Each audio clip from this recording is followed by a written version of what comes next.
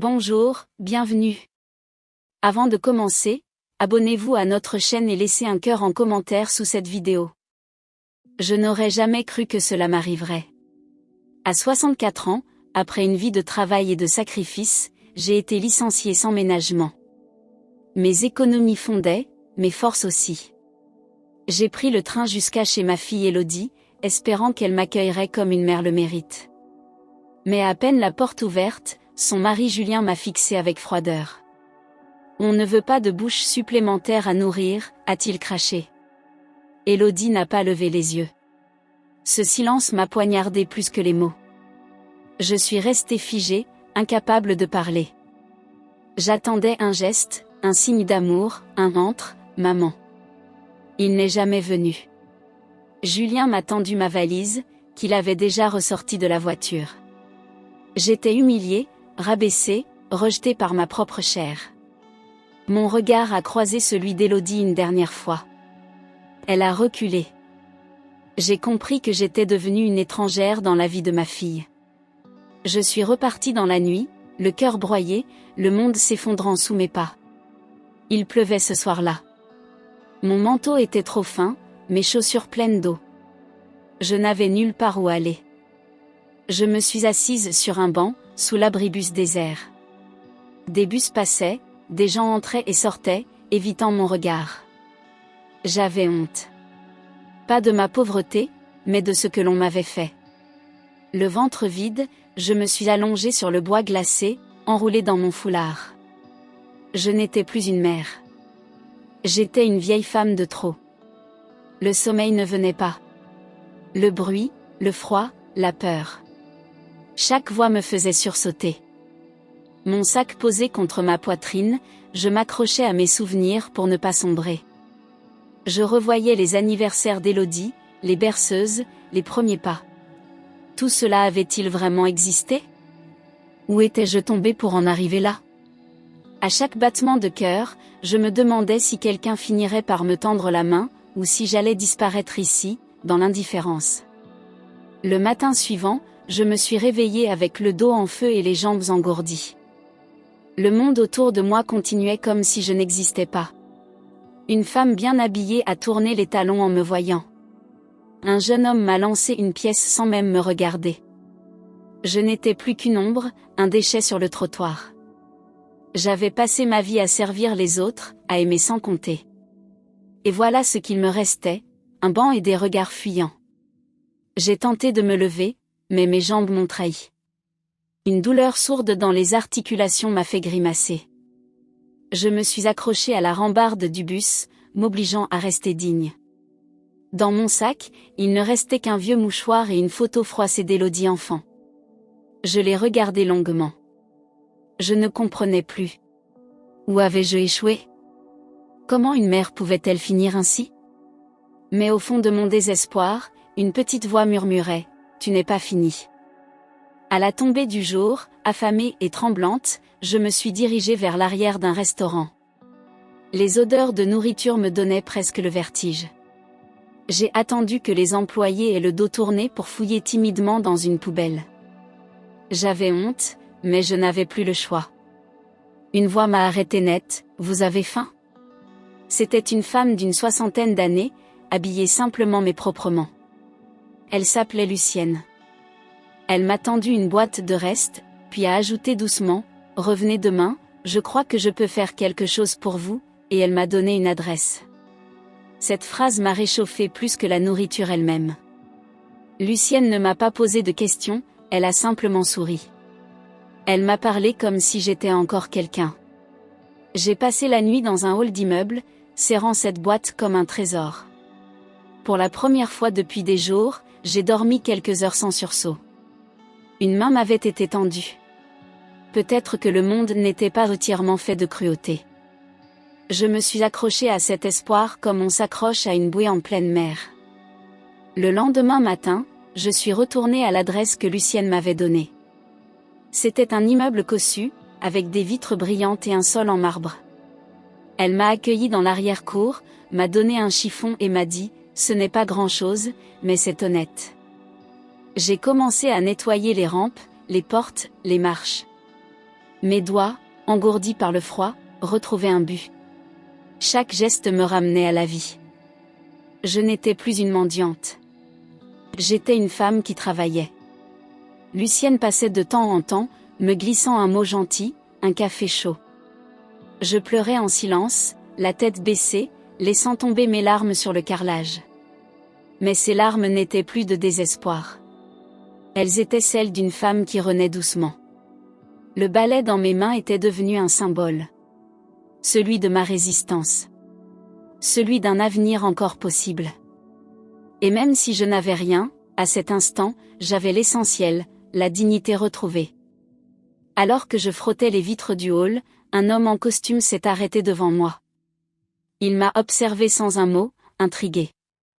Puis il m'a demandé calmement, « C'est vous qui nettoyez ici ?» Je me suis redressée, essuyant mes mains sur mon tablier. « Oui, monsieur. » Il s'appelait Monsieur Delattre, le propriétaire. Il m'a demandé de le suivre jusqu'à son bureau. Mes jambes tremblaient, mais je l'ai suivi, sans comprendre pourquoi. Dans un bureau chaleureux, il m'a demandé mon histoire. Je lui ai tout raconté. Sans détour. Sans mentir. Il m'a écouté, en silence, les bras croisés. Puis il m'a regardé longuement, avant de me dire, « J'ai besoin d'une concierge de confiance dans un autre immeuble. Logement inclus. Vous acceptez ?» Je suis restée sans voix. Puis j'ai murmuré, « Oui. » Et un sourire, timide mais sincère, s'est dessiné sur mon visage. C'était peut-être le début de ma résurrection. Le lendemain, j'ai récupéré les clés de mon nouveau logement. C'était une loge modeste en rez-de-chaussée, attenante à un vieil immeuble de 4 étages. Les murs étaient nus, le sol un peu froid, mais il y avait un lit propre, un évier et une petite fenêtre qui laissait passer la lumière du matin. J'ai posé mon sac sur la chaise et je me suis assise, les mains sur les genoux, le cœur battant. Ce n'était pas un palais, mais c'était à moi. Pour la première fois depuis longtemps, je pouvais fermer une porte derrière moi et respirer sans crainte. J'ai pleuré longtemps, la tête entre les mains. Chaque geste dans cet espace prenait un sens nouveau. Faire bouillir de l'eau. Ranger mes affaires. Plier mes vêtements. Je n'avais presque rien, mais je le faisais avec un soin infini, comme si chaque objet témoignait de ma reconstruction.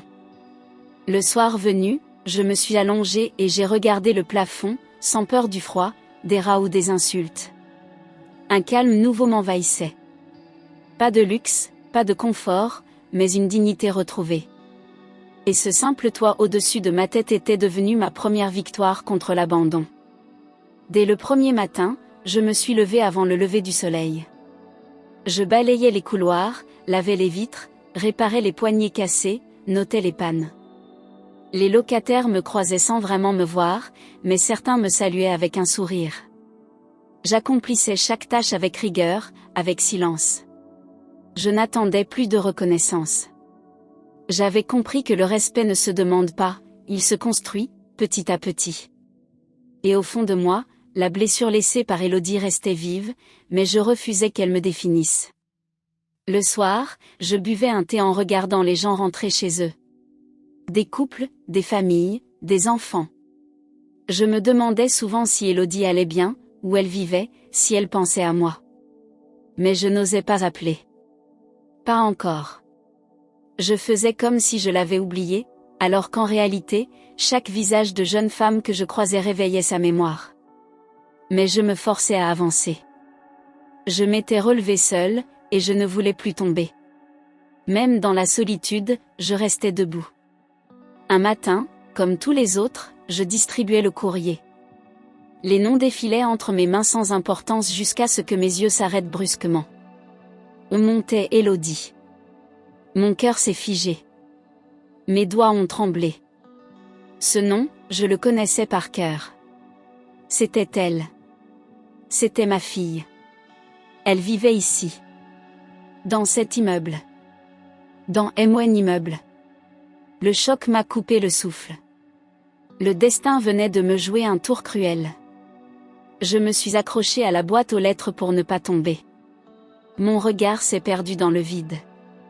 J'ai tenté de rationaliser, peut-être une coïncidence? Non. C'était bien son écriture. Son nom. J'ai respiré profondément et j'ai glissé le courrier dans la fente. Puis je suis reparti comme si de rien n'était. Mais à l'intérieur, c'était un ouragan. Je vivais à quelques mètres de celle qui m'avait laissé dans la rue, et elle ne le savait même pas. Quelques jours plus tard, je l'ai vue. Elle descendait les escaliers, un sac de course à la main. Mon cœur s'est arrêté net. C'était bien Élodie. Ses traits avaient un peu changé, mais c'était elle. Nos regards se sont croisés. Elle a rougi immédiatement, baissé la tête et accéléré le pas. Aucun mot. Aucun geste. Elle savait. Elle avait compris que j'étais là. Et elle m'a ignoré comme une inconnue dans la rue. Julien, lui, m'a regardé droit dans les yeux avec un sourire moqueur. Comme s'il savourait ma position. Concierge. Petite silhouette invisible dans leur quotidien. Il a passé la porte sans dire un mot, mais son silence était une provocation. J'ai serré les poings. J'aurais voulu hurler, leur rappeler qui j'étais. Mais je me suis contenue. Je n'étais plus cette femme humiliée. J'étais une femme en reconstruction. Et j'allais leur montrer, un jour, qui était vraiment de trop. Julien a vite pris l'habitude de m'ignorer, sauf quand il avait besoin de se moquer. « Vous êtes encore là, Madame Propre » lançait-il en riant devant d'autres locataires. Il jetait parfois des miettes devant la porte exprès, sachant que c'était moi qui devais nettoyer. Élodie restait silencieuse. Elle ne le défendait pas, mais ne me défendait pas non plus. Chaque remarque, chaque ricanement était une blessure supplémentaire. Mais je ne montrais rien. J'encaissais en silence. Mes nuits étaient peuplées de souvenirs. Le jour où elle m'a appelée « maman » pour la première fois. Ses bras autour de mon cou, enfant. Comment avait-elle pu devenir si distante? Était-ce lui qui l'avait changée? Ou était-ce moi qui ne l'avais pas vue dériver? Je n'avais pas de réponse. Mais je savais une chose, je n'allais pas courber l'échine. J'avais souffert. Maintenant, je regardais. Et j'attendais. Le moment juste. Le moment où le vent tournerait. Un après-midi, alors que je m'apprêtais à monter l'escalier pour réparer une lampe, mon téléphone a sonné. Numéro inconnu. Une voix grave m'a salué, très poliment. C'était un notaire. Il me demanda si je connaissais un certain monsieur Vautrin. Mon cœur s'est serré. Bien sûr que je le connaissais. Un vieux voisin solitaire, que j'avais aidé durant les confinements, en lui apportant des repas, en lui tenant compagnie.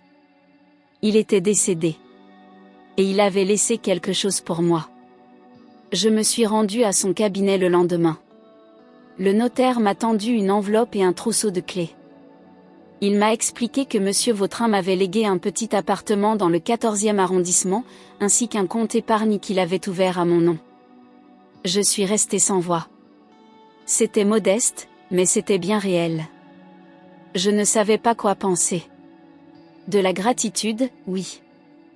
Mais aussi un vertige, pour la première fois depuis longtemps, je tenais en main un levier. Une possibilité. Et peut-être, une revanche. Je n'ai pas dormi cette nuit-là. Assise sur mon lit, l'enveloppe posée à côté de moi, je fixais le plafond, envahi par une pensée que je n'osais formuler à voix haute.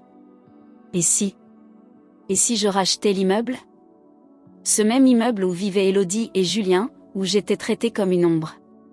C'était insensé. Mais le montant laissé par monsieur Vautrin, ajouté à mes économies et à ma retraite, pourrait constituer un apport. Mon cœur battait si fort que j'en avais la gorge serrée. Et dans ce vertige, une lueur s'allumait, la possibilité de reprendre le contrôle de ma vie. Le matin venu, j'ai pris rendez-vous avec un avocat. Je lui ai exposé mon idée avec calme, même si à l'intérieur, j'étais terrifiée. Il a fait les calculs, consulté les registres, m'a regardé longuement. C'est risqué, mais pas impossible. Ces mots m'ont électrisé. J'ai signé les premiers papiers, déclenché la procédure. Chaque étape me rapprochait d'un bouleversement. Je ne voulais pas me venger, pas encore. Mais je voulais me redresser, dans la lumière. Et leur montrer que la concierge était bien plus qu'un balai et un tablier. 3 semaines plus tard, je suis entrée dans le bureau du notaire, le cœur battant à tout rompre. J'avais mis mon tailleur gris, noué mes cheveux, et dans ma main tremblante, je tenais un stylo. Devant moi, le contrat. Tout était là, noir sur blanc. L'immeuble était à vendre. Et j'étais prête à l'acheter. J'ai signé lentement, chaque lettre traçant une nouvelle page de ma vie. Quand j'ai levé les yeux, le notaire m'a souri. « Félicitations, madame. Vous êtes désormais propriétaire. » Je suis sortie dans la rue sans un mot, submergée par un mélange de vertige et de puissance. J'avais vécu dans la peur, dans la saleté, dans l'oubli. Et aujourd'hui, je possédais les murs mêmes qui avaient été témoins de ma misère. Le poids des clés dans ma poche était immense. Ce n'était pas seulement du métal. C'était mon passé, mon humiliation, ma souffrance, transformée en pouvoir. Mais je ne courais pas crier ma victoire. Non. J'allais rester dans l'ombre encore un moment. Et agir en silence. Je n'ai rien changé à mon apparence. Je continuais à porter mon tablier, à balayer les couloirs, à saluer les locataires avec mon éternel sourire discret. Personne ne se doutait de rien. Pas même Élodie. Pas même Julien. Mais en secret, j'avais lancé un audit complet de tous les baux. J'avais engagé un gestionnaire pour revoir les loyers. Et j'avais demandé un rapport détaillé sur chaque appartement. Quand j'ai vu les chiffres ridicules que Julien payait, j'ai su que l'heure approchait. Je n'ai pas souri. Je n'ai pas tremblé. Je me suis assise à ma table, dans ma petite loge, et j'ai signé les nouveaux contrats. Julien allait recevoir une lettre. Froide, officielle, sans émotion. Juste les faits. Une augmentation drastique de son loyer, légale, justifiée. Rien de personnel, mais tout était personnel. Je n'allais pas frapper. Je n'allais pas crier. Je n'avais pas besoin. Cette fois, ce seraient eux qui trembleraient. Et moi, je resterais droite, silencieuse. Implacable. La lettre est partie un jeudi matin, glissée dans la boîte aux lettres de Julien comme une missive banale. Mais son contenu ne l'était pas. Une révision du bail, un nouveau montant dû, multiplié par 3. La justification était claire, marché réévalué, charges augmentées, contrat expiré. Tout était légal, propre, irréprochable. Je n'avais ajouté aucune signature personnelle. Juste une enveloppe, noire comme mes nuits d'autrefois. Ce jour-là, en distribuant le courrier, je l'ai vu la lire depuis le hall. Ses sourcils se sont froncés, sa mâchoire s'est crispée. Il a claqué la porte de l'immeuble si fort que les murs ont vibré. J'ai entendu ses cris derrière la porte de son appartement. Élodie ne disait rien. Le choc était lancé. Mais moi, je suis restée calme. Je suis allée arroser mes plantes comme chaque matin. J'avais attendu ce moment. Pas pour me venger de façon brutale, non. Mais pour que la balance s'équilibre enfin. Ce n'était pas de la haine. C'était une réponse. Froide, silencieuse, mais juste. Le lendemain, alors que je passais la serpillière dans le hall, Élodie est sortie précipitamment de l'appartement. Son visage était pâle, ses yeux gonflés. Elle m'a vue et a figé. Elle a hésité, puis s'est approchée. Elle a chuchoté, presque honteuse, « C'est vous qui avez envoyé ça ?» J'ai gardé le silence. Je l'ai regardée droit dans les yeux, sans colère, sans pitié. Elle a baissé la tête. Le même geste que ce jour sous la pluie, quand elle ne m'a pas défendu. Le passé se rejouait, mais les rôles avaient changé. Julien est sorti à son tour, furieux, tenant la lettre froissée à la main. Il m'a hurlé dessus, « C'est quoi cette blague ? Vous voulez qu'on parte ou quoi ?» Je n'ai pas répondu. Je me suis contentée de continuer à laver le sol, centimètre par centimètre. L'humiliation qu'il m'avait infligée n'était pas oubliée. Mais je n'avais pas besoin d'élever la voix. Ma présence suffisait. Ils comprenaient enfin ce que signifie être impuissant. Ce qu'ils m'avaient fait vivre, ils allaient maintenant le ressentir. Le soir même, Élodie est venue frapper à ma loge. Elle portait un vieux manteau et ses cheveux étaient attachés à la hâte. Elle tenait une lettre à la main, différente de celle du gestionnaire. Elle me l'a tendue, mais je n'ai pas bougé. Alors elle s'est mise à parler. Je sais que j'ai été horrible. Je le sais, mais je ne savais pas que tu vivais là.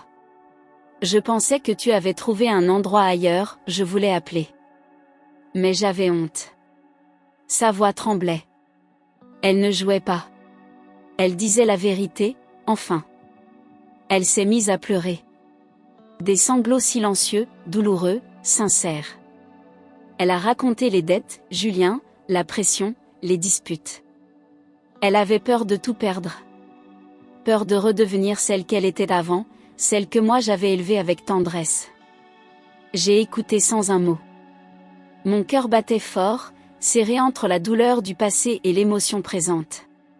Elle n'était plus la femme dure et froide que j'avais vue sur le pas de sa porte.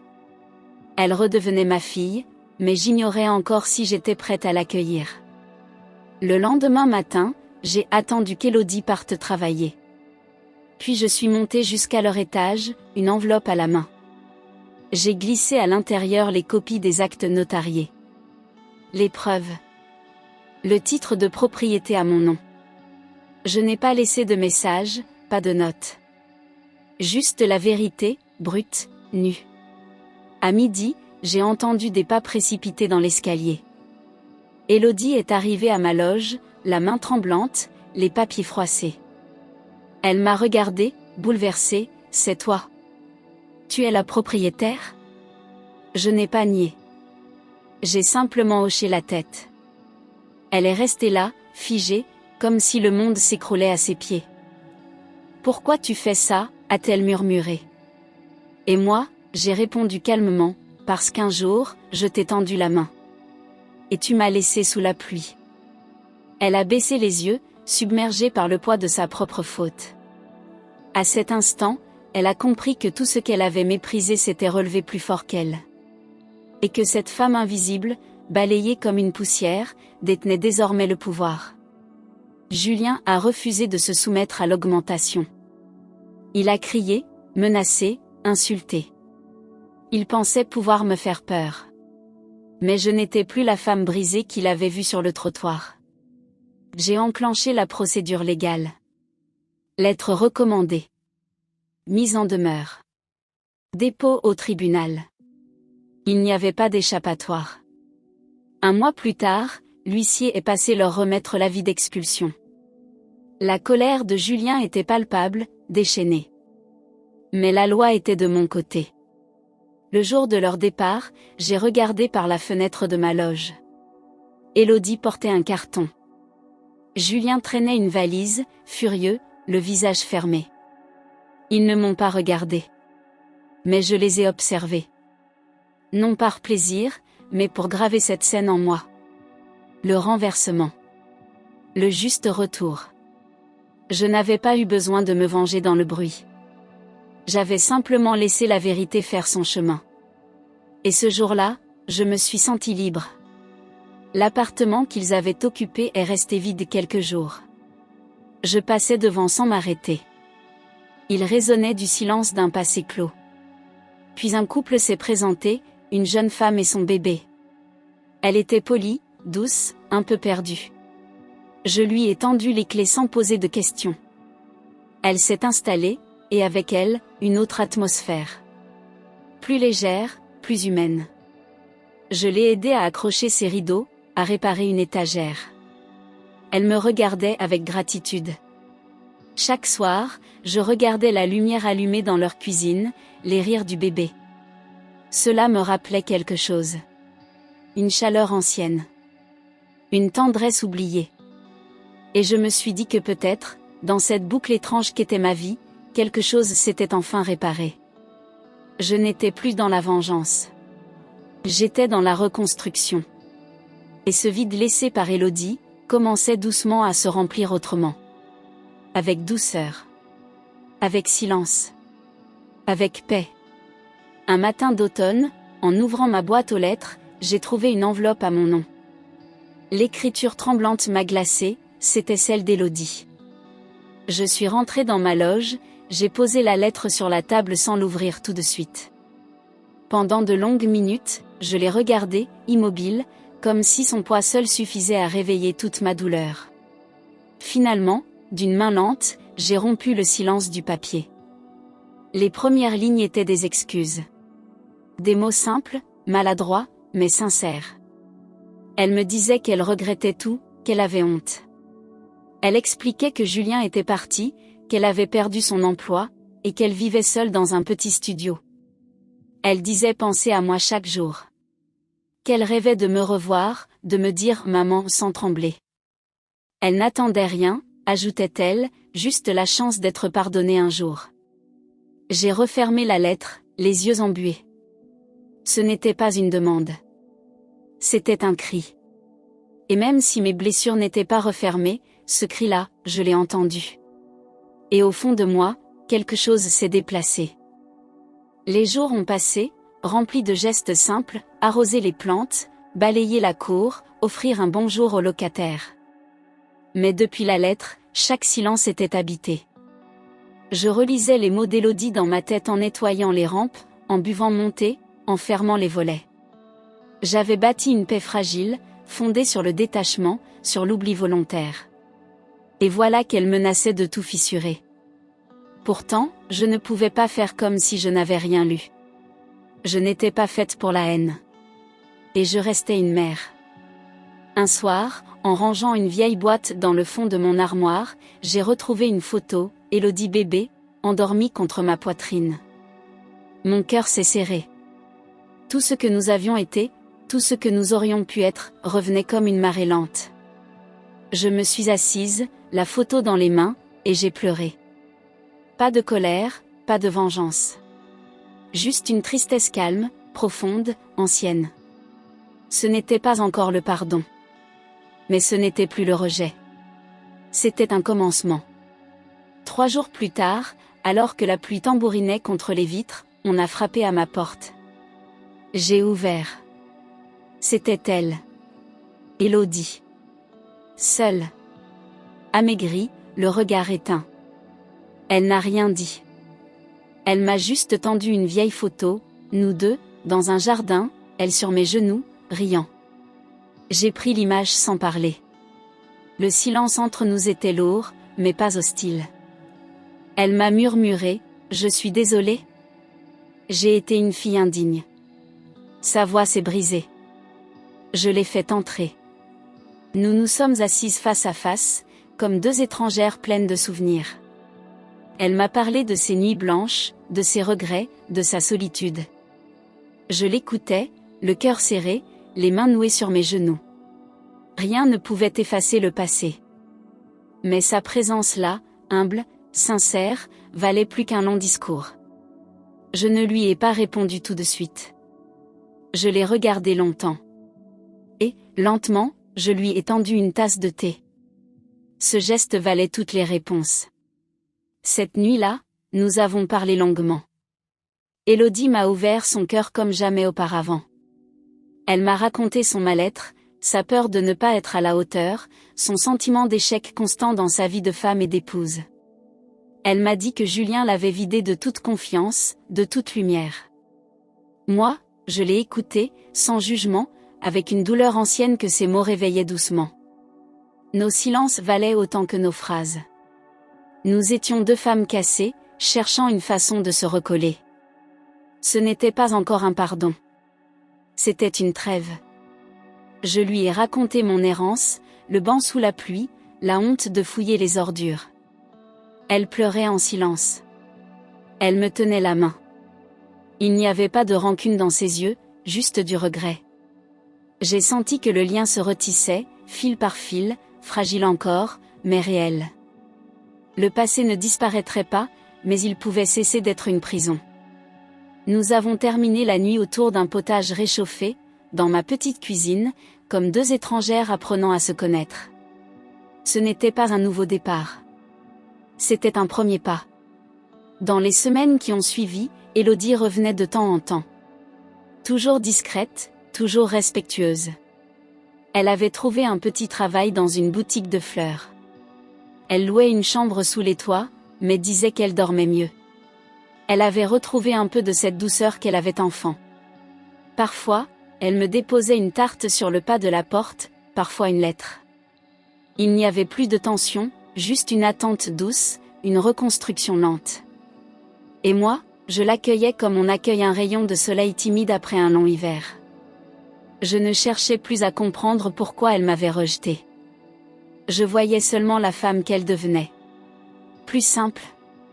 Plus vraie. Sans Julien, elle respirait enfin. Et moi, je n'étais plus seulement la concierge, ni la mère abandonnée. J'étais redevenue un repère. Une présence. Je continuais mon travail avec calme, mais le cœur était plus léger. Ce que j'avais reconstruit en moi, elle ne pourrait plus jamais le détruire. J'étais debout, et cette fois, pour de bon. Aujourd'hui, je suis toujours dans la loge. Je vis avec peu, mais dans la paix. Les locataires me saluent avec respect, certains m'apportent des fleurs, d'autres me demandent conseil. Personne ne se doute de tout ce que j'ai traversé. Et c'est mieux ainsi. Je n'ai jamais crié ma souffrance. Je n'ai jamais réclamé justice. Mais elle est venue. Pas par vengeance, par rétablissement. Je suis restée silencieuse. Et le silence m'a protégée. Ma fille revient parfois dîner. Elle m'appelle maman, avec tendresse, presque avec crainte. Il y a toujours un moment d'émotion dans ses yeux quand elle me regarde. Je ne lui ai jamais rappelé ce qu'elle m'a fait. Ce n'est plus nécessaire. Elle sait. Et moi, j'ai pardonné sans oublier. Parce que la vraie victoire ne fait pas de bruit. Elle se vit dans le cœur. Et dans ce cœur, désormais, il n'y a plus de colère. Il y a la paix. Tu as aimé cette histoire? Dis-nous ce que tu en as pensé dans les commentaires. Et n'oublie pas de t'abonner à notre chaîne et de liker cette vidéo, on publie toujours de nouvelles histoires. À très bientôt.